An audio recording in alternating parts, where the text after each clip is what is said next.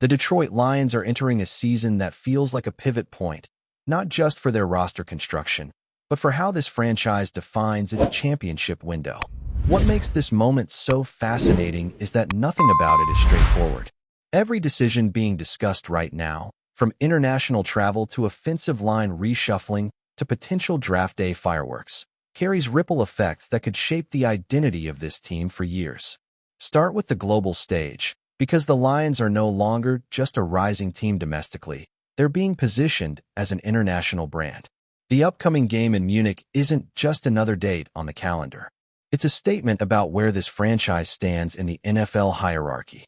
But behind the excitement of playing in Germany lies a much more complicated football reality. The expectation that Detroit will not receive a bye week after that game fundamentally alters the way this coaching staff must think about player management, recovery, and performance timing. This is where things get physically and mentally demanding. Traveling across multiple time zones, dealing with jet lag, and then immediately returning to a regular game schedule creates a competitive disadvantage that can't be ignored. In previous years, teams were given that buffer, that reset point. Now, the Lions are staring at a scenario where they may have to fly back from Europe and jump straight into meaningful games, possibly with playoff implications already taking shape in November. And it gets even more complex when you layer in Thanksgiving. Detroit's annual holiday game is one of the most physically taxing and emotionally charged traditions in the league. If the Munich trip lands in early November, the Lions could be looking at a brutal stretch. International travel, a quick turnaround, a high-profile Thanksgiving matchup, and potentially another short week right after. That's not just a scheduling inconvenience. That's a test of roster depth, sports science planning, and coaching adaptability. This is where leadership matters, and where organizational foresight becomes critical. Even the request to avoid back-to-back Thursday games after Thanksgiving tells you everything about how seriously the Lions are taking player workload. This isn't just about wins and losses in isolation. This is about preserving the physical condition of a roster that has legitimate postseason aspirations. Now shift to the offensive line, because that's where the identity of this team truly lives. The potential move of Penei Sewell from right tackle to left tackle is not just a positional tweak.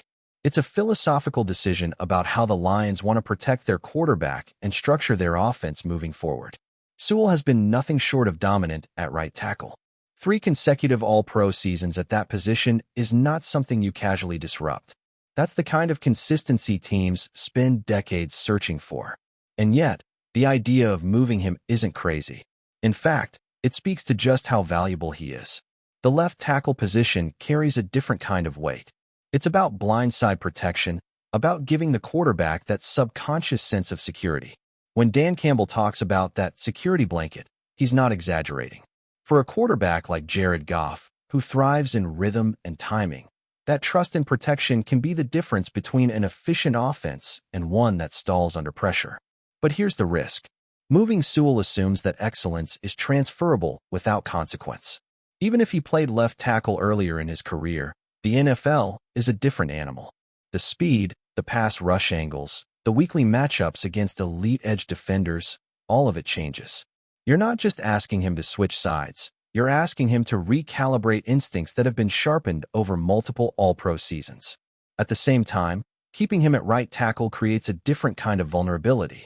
With Taylor Decker gone, the left side becomes a question mark. And in today's NFL, unanswered questions on the offensive line tend to get exposed quickly, especially against playoff-caliber defenses. This is where roster construction meets draft strategy and where things get really interesting. Because while the Lions are weighing internal solutions like moving Sewell, there's also the external path, and that's where the idea of a blockbuster draft day trade enters the conversation.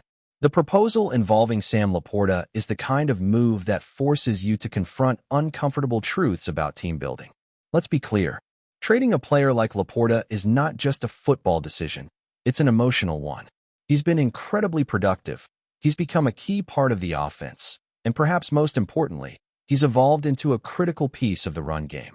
That last part often gets overlooked. But for a team that prides itself on physicality, his blocking ability is not optional. It's essential. But the NFL is a business defined by timing. Laporta is approaching the point where a major contract extension becomes inevitable. And when you already have future financial commitments looming for players like Jahmyr Gibbs, Jack Campbell, and Brian Branch, something has to give. You can't pay everyone, no matter how much you want to. So the logic behind the trade starts to take shape. Move Laporta now, before that extension hits the books. Use the draft capital to move up and secure a franchise left tackle. Reset the financial structure while reinforcing the most important unit on the field. It's cold, calculated, and from a purely strategic standpoint, it makes sense. But football isn't played on spreadsheets. Right here is where I want you to stop and really think about this team. If you're enjoying this level of deep analysis and you want more breakdowns like this all season long, make sure you subscribe to the channel and stay locked in, because what's happening with the Lions right now is one of the most fascinating roster evolutions in the entire NFL. Because here's the counterargument, and it's a powerful one.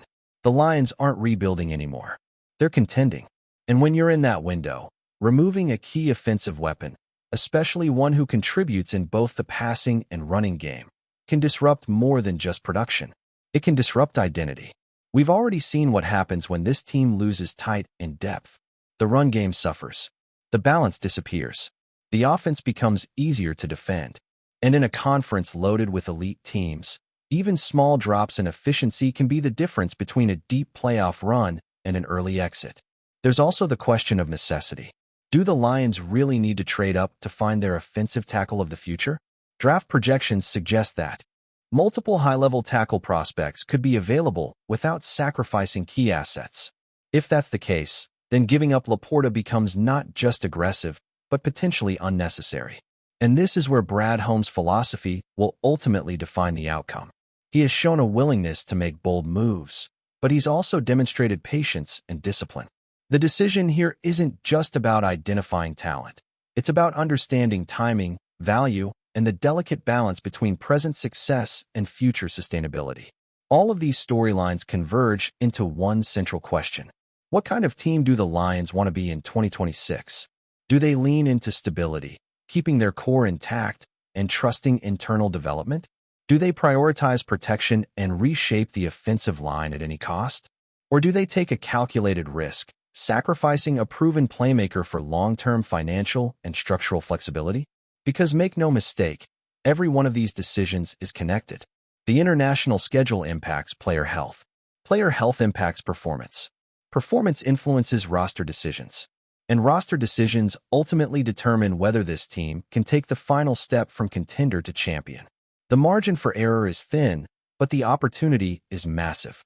And as this season approaches, the Lions aren't just preparing for games.